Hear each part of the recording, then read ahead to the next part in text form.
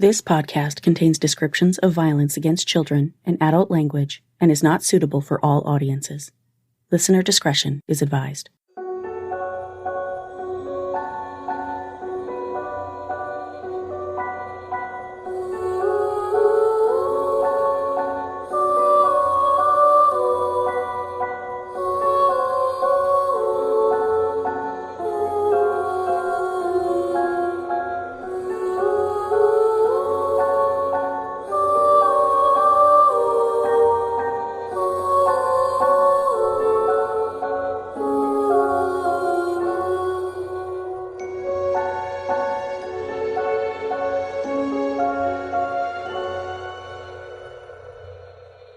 Hi, everyone, and welcome to Suffer the Little Children, the podcast giving voices back to victims of child abuse murder and their families.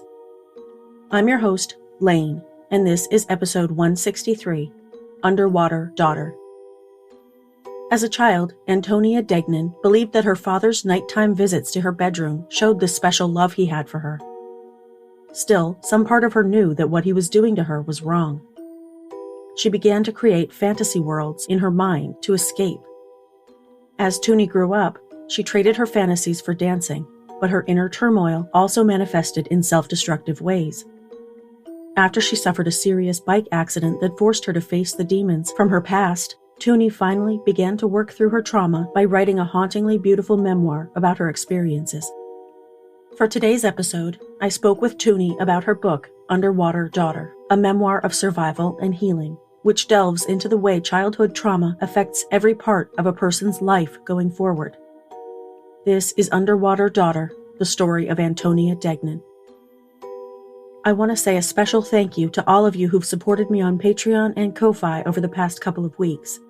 I appreciate all of you so much. Shout out to my newest patrons, Courtney O. from Oakdale, California, Heather P. from Oak Harbor, Washington, Megan T. from Edmonton, Alberta, Canada, Angelica S. from Lebanon, New Hampshire, Alexandra N. from Brisbane, Australia, Hallie G. from Attleboro, Massachusetts, Velma W. from Searcy, Arkansas, Miranda L. from Heflin, Alabama, Beth D. from Cincinnati, Ohio, Marie from Caddo Mills, Texas, Diana D. from Carthage, North Carolina, Kelly S. from Fairfield, California, and from elsewhere, thank you to Lindsay, Julia S., and Melissa Q. And from Ko-Fi, thank you to JWS, MJ, SW, Linda, Lynn O., and Jennifer. I truly appreciate you all, and thank you to all of my listeners for all of your support over the past 4 years. With that, let's get into the episode.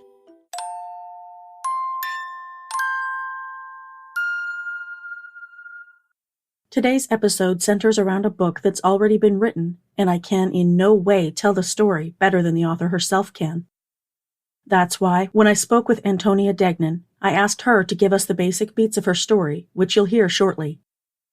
Tuni grew up in and around Minneapolis, Minnesota, living with her parents and siblings. Her father was a doctor and a brilliant man, but he also molested her throughout her childhood. Her mother, who was always highly critical of her daughter, was well aware of her husband's disgusting behavior and never put a stop to it. Tuni grew up in a world of her own invention, which, as she grew older, gave way to the world of professional dancing. She conditioned herself over many years to move constantly. When a bike accident in her 50s rendered her all but immobile, Tuni suddenly had an awful lot of time to think, which forced her to confront her childhood traumas. To cope, Tuni began pouring her thoughts, reflections, and realizations onto the page, and the result was a beautifully written, spine-chilling, but almost poetically descriptive book called Underwater Daughter. Kirkus Reviews called Underwater Daughter an elegantly written and harrowing remembrance of the long-lasting impact of childhood trauma. New York Times and USA Today best-selling author Julie Cantrell summed up this book perfectly in one quote: "A must-read for anyone who has ever suffered abuse at the hands of someone they love, or loved someone who has." I truly can't recommend this book strongly enough. It's available on Amazon in paperback and Kindle formats, and as an Audible audiobook. I hope you'll all give it a read or a listen, because it is a very important book, and very much worth your time. Now I'll play for you my recent conversation with Tuni, whose strength and good humor in the face of everything she's dealt with is astonishing. This is one amazing lady, and I hope you enjoy our conversation as much as I did.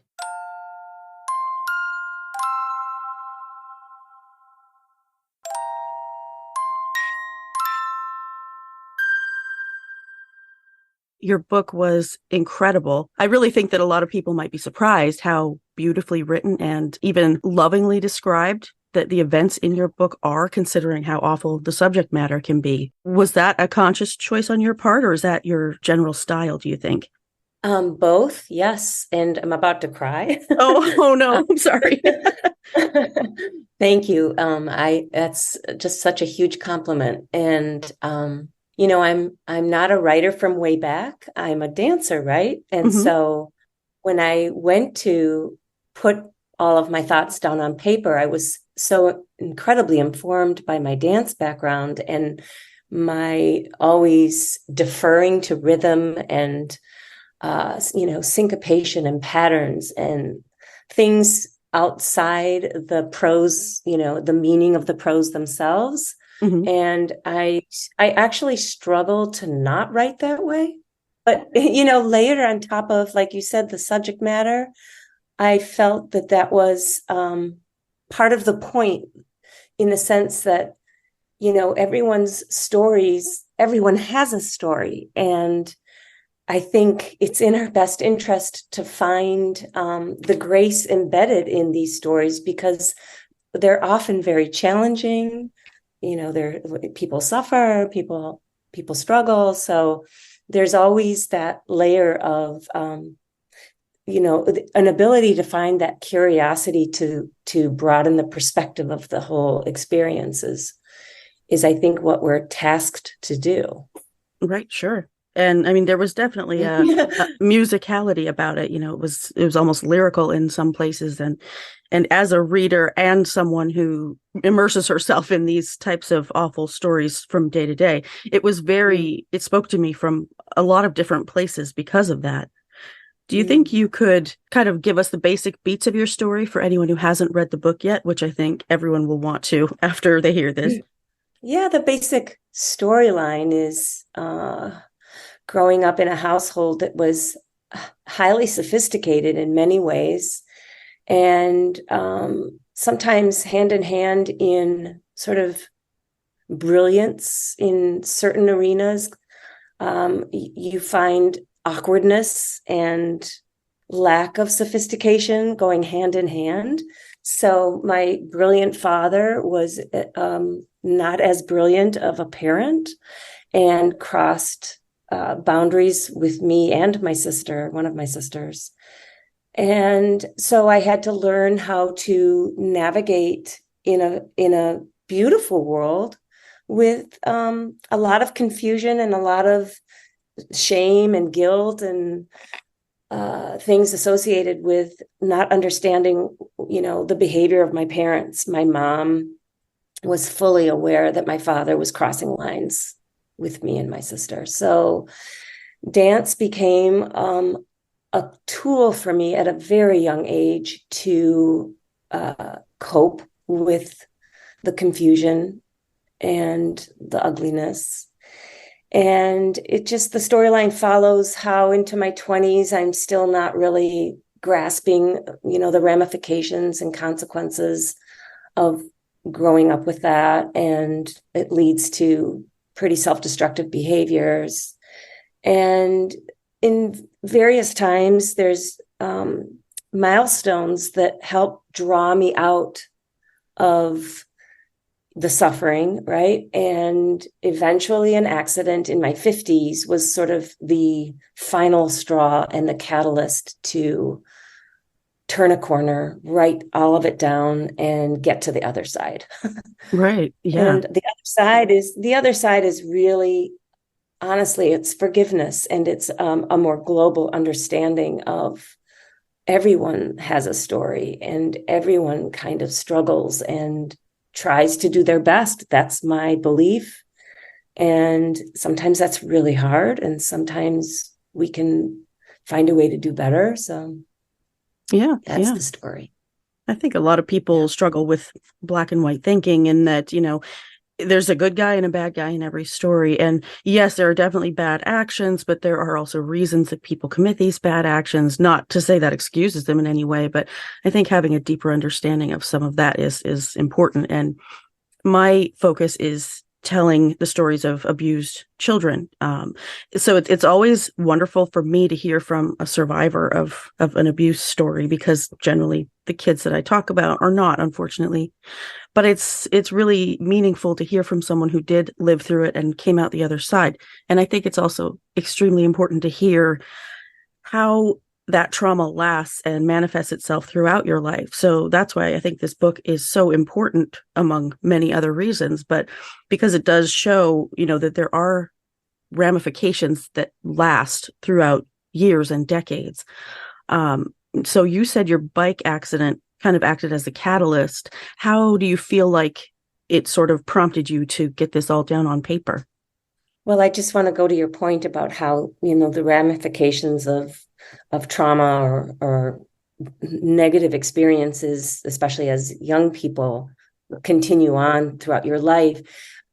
One thing the memoir has done is shown me even more so some of my default mechanisms that are still in place. My lack of ability to trust is still pretty entrenched, and so I think it's usually a lifetime practice. And I think that that's fine. That's okay. I think as long as we're still practicing, we're still trying to get better.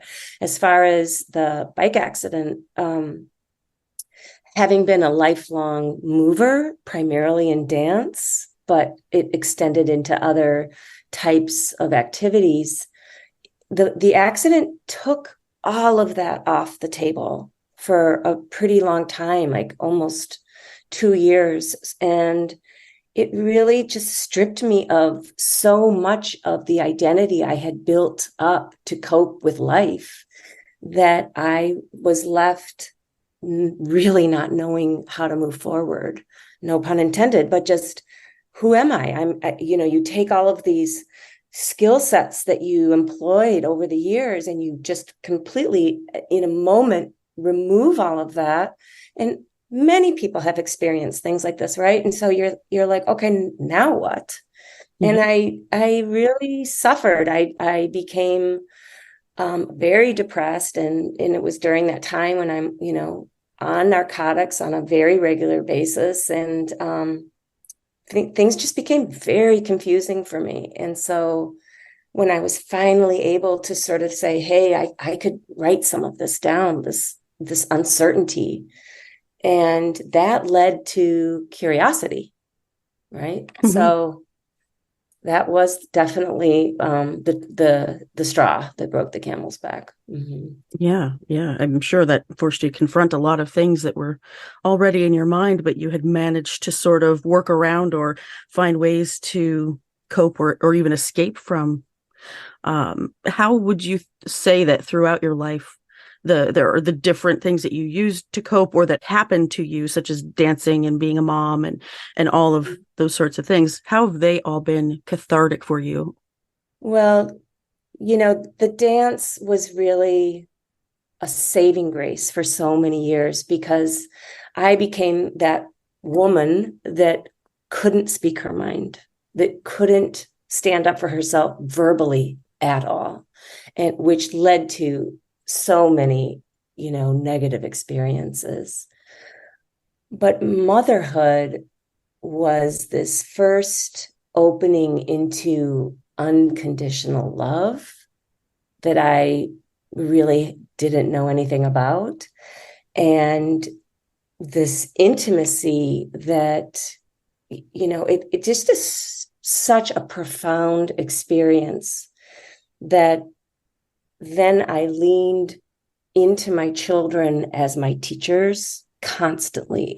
It became my new way of informing my next step forward, was this constant, deference to, what do you need from me? Because the vulnerability and their just unrestricted need of my support was enough for me to see, the end game, oh, this is what it's about. Right. That was huge for me and still is. That's amazing. Yeah, and I can imagine it must hit even harder, knowing that you didn't have that sort of support, or that you weren't listened to, or your needs weren't realized, and for you to have the maternal instinct to protect your own kids and listen to them and believe them is so powerful. So I have to commend you for that and for breaking that cycle. Yeah, I think I did break the cycle. It's not like fully assured that my behaving that way will eliminate the possibility of them experiencing their own challenges. Mm-hmm. We just don't have that kind of power, right? And Right. so I'm doing the best I can, and I think that's what we're called to do. Like I'm reading Barbara Kingsolver's book, The Demon Copperhead, right now. Okay. And it's so funny because the protagonist is just this onslaught of challenges and suffering throughout his life. And yet you root for his ability to see deeper and overcome. And that's really what we're tasked to do. Everyone has some level of struggle. And so by all of us kind of remaining curious and finding a broader perspective of all of these experiences, we are giving everyone else the same permissions to do the same thing and to find, the deeper meanings and the less reactive response. Like you said, the black and white response. Right. Yeah. And just real quick before we wrap up, what advice do you think you could offer if there was a child or a young person stuck in an abusive situation like yours, when no one's listening to you, or the people who are supposed to protect you are not, or even someone struggling to overcome their trauma after the fact? That is the $67,000 question, isn't it? Because you just want that one person to show up for whoever is struggling, right? And so in the end, I believe it has to come, honestly, from the individual that's being challenged, that's suffering. There has to be a way to dig deep, because there is no assurance that that person is going to show up, and I don't know if it means getting into the school systems somehow, where we're teaching children from a very young age to trust their guts, to trust that if you think something's wrong, if it doesn't feel right in some tiny minuscule way, you're right, it's not right. Like, trust that you can, you go on the hunt and find your person.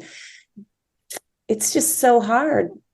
Yeah, it sure is. I'm just so glad we had a chance to talk, and I'm really, really happy for you that you were able to get this out and work through so many things. And like you said, it's a work in progress. So I wish you continued best of luck in everything that you do, and I hope that you're able to move forward and continue being healthy and the great mom that you are. Thank you, Lane, and all back at you, and to Thank anyone you. that's really struggling, right? Like, we can do this. We need to be there for one another. Exactly. Just reach out to someone.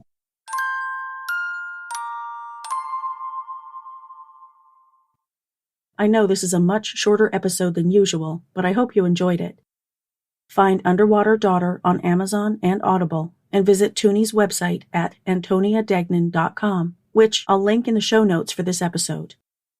Thank you all for listening, and again, thank you for your support. That's it for this week. Join me next time for another episode. If you like the show, please follow or subscribe to Suffer the Little Children on Apple Podcasts, Google Podcasts, YouTube, Spotify, Spreaker, Pandora, iHeartRadio, Stitcher, or your favorite podcast listening app.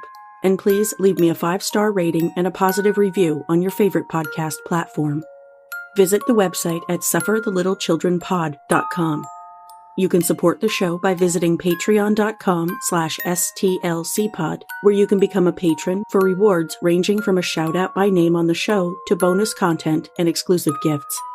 You can also support the show at ko-fi.com/stlcpod. Follow the podcast on Facebook and Instagram at Suffer the Little Children Pod and on TikTok at STLCpod. View photos related to today's episode on Facebook. This podcast is researched, written, hosted, edited, and produced by Lane. Intro theme music is by Dreamnote Music, and all music for the show is licensed from audiojungle.net. For more information about preventing or reporting child abuse, visit childhelp.org or call your area's child abuse hotline. And remember, if you see something, say something.